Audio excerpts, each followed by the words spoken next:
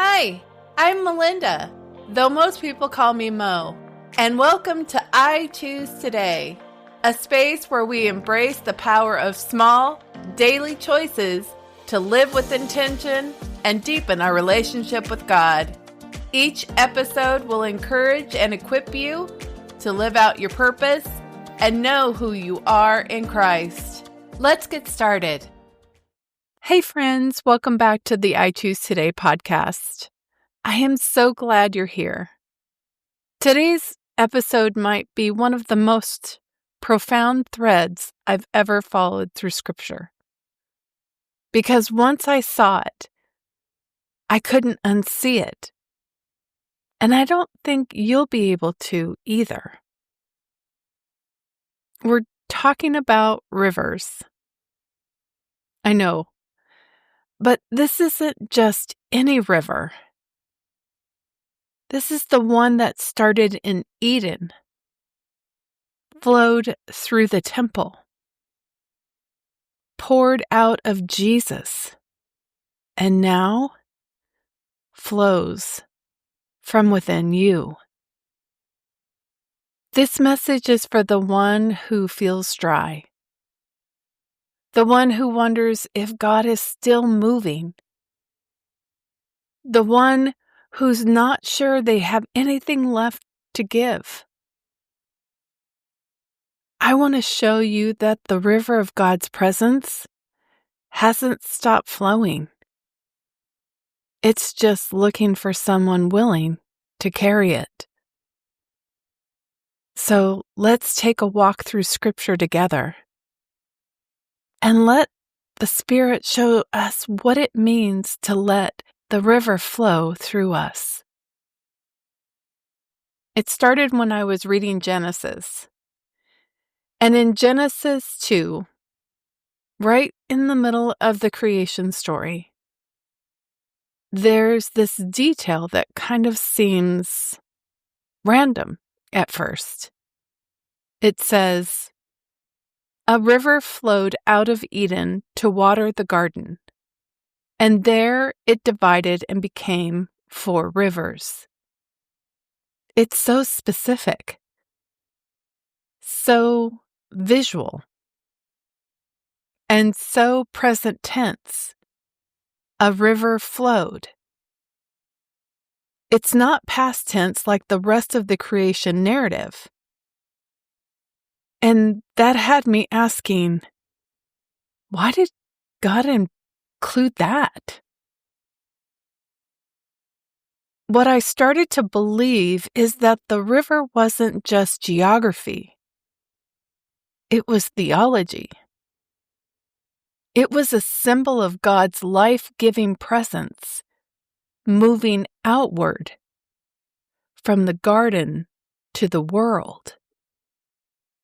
Eden wasn't just paradise. It was the first sacred space. You see, a place where heaven and earth fully overlapped. And the river flowing out of Eden tells us something about God's heart. His presence doesn't stay contained. It moves outward. It multiplies. And it blesses. That was always the plan. But then sin enters the picture. Adam and Eve are cast out of the garden, and Scripture tells us that they were sent east of Eden. That direction matters. East, in the Hebrew imagination, represents exile, separation. But here's the part that stirs my heart. You see, in Ezekiel 47, verse 1, the prophet is given a vision of the new temple. And what does he see? Water was flowing from under the threshold of the temple toward the east. Do you see it?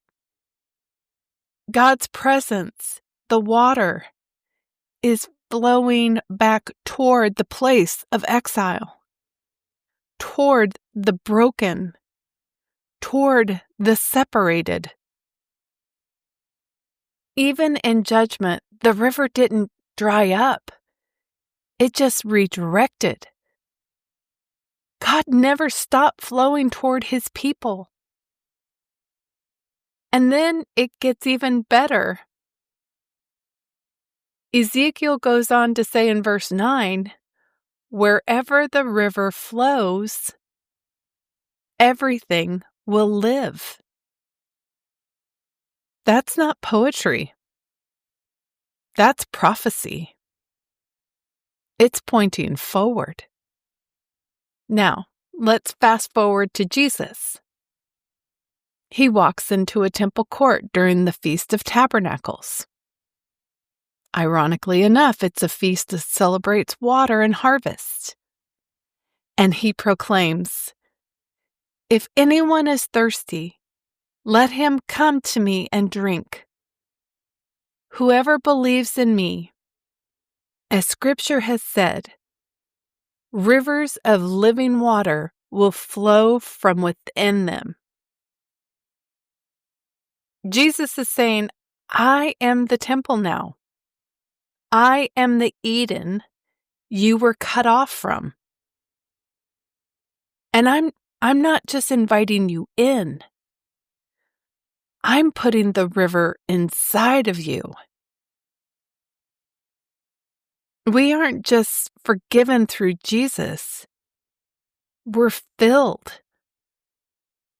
We aren't just saved from something. We're filled with someone. And that someone, the Holy Spirit, isn't meant to be contained. He flows. This is where it gets personal. We often say things like, Jesus lives in me, and that's true. But what we sometimes miss is that his presence is meant to flow through us. We're not just cups to be filled. We're rivers to be poured out. Paul tells us in 1 Corinthians 3:16, he says, "Don't you know that you are God's temple and that God's Spirit dwells in you?" That's not a metaphor. That's the reality of the new covenant. So I want to say something that may seem and sound poetic, but I mean it with all reverence and truth.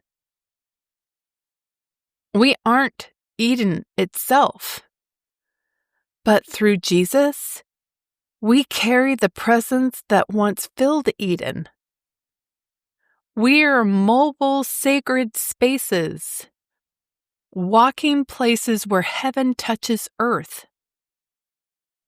That river that once flowed from the garden now flows through you, flows through me. So here's the question I'm sitting with.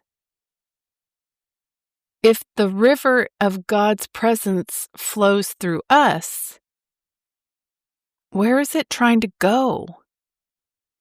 Maybe it's moving toward the broken world. Maybe it's meant for a hurting heart. Maybe it's flowing towards someone who feels exiled, separated, or completely alone.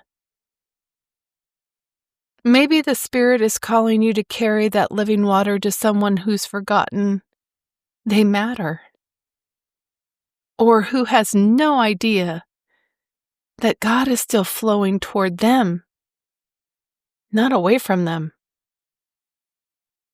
And maybe He's flowing toward you right now.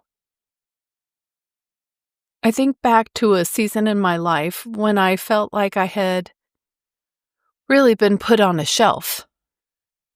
I was working as a business analyst, and while I was grateful for the job, deep down, I knew it wasn't what I was made for.